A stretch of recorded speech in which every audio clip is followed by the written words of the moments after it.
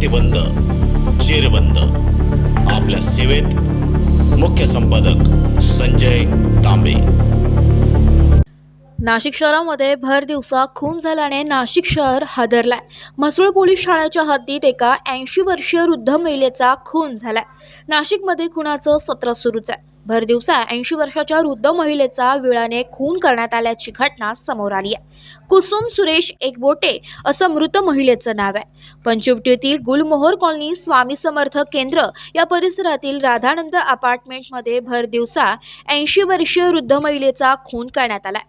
घटनेची माहिती पोलिसांना मिळताच पोलीस उपायुक्त किरण कुमार चव्हाण, सहाय्यक पोलीस उपायुक्त नितीन जाधव, म्हसरूळ पोलीस ठाण्याचे वरिष्ठ पोलीस निरीक्षक सुभाष ढवळे घटनास्थळी दाखल झाले असून पंचनामा सुरू आहे। पुढील तपास पोलीस करीत आहे।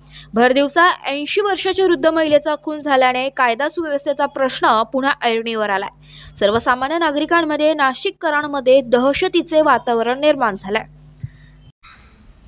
आणि यामध्ये सर्व अँगलने तपास सुरू असून गुन्हेगाराची माहिती आपल्याला मिळालेली आहे आणि त्याच्या मागावर पोलीस पथकं आहेत आणि त्याचा शोध सुरू आहे। तर लवकरच अटक केली जाईल।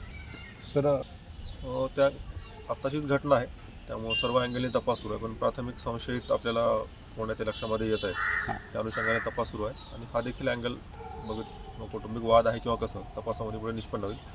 सध्या तरी आरोपीला ताब्यात घेणं हा मुख्य याच्यामध्ये प्रयत्न आहे। 2 ते 3 दिवसापूर्वी ते भांडण आपण ती देखील शक्यता पडताळून बघू शकतो, पण सध्या आरोपी आपण ताब्यात घेतल्यानंतरच नेमकं कारण काय आहे, इतर काही कारण आहे काही लक्षामध्ये येईल। तपास सुरू लवकरच आरोपीला अटक केलं जाईल। साधारणतः माल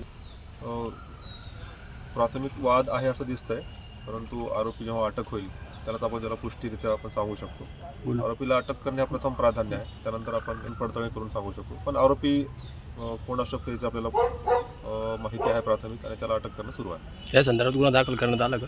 हो, गुन्हा दाखल करण्याची प्रक्रिया सुरू आहे।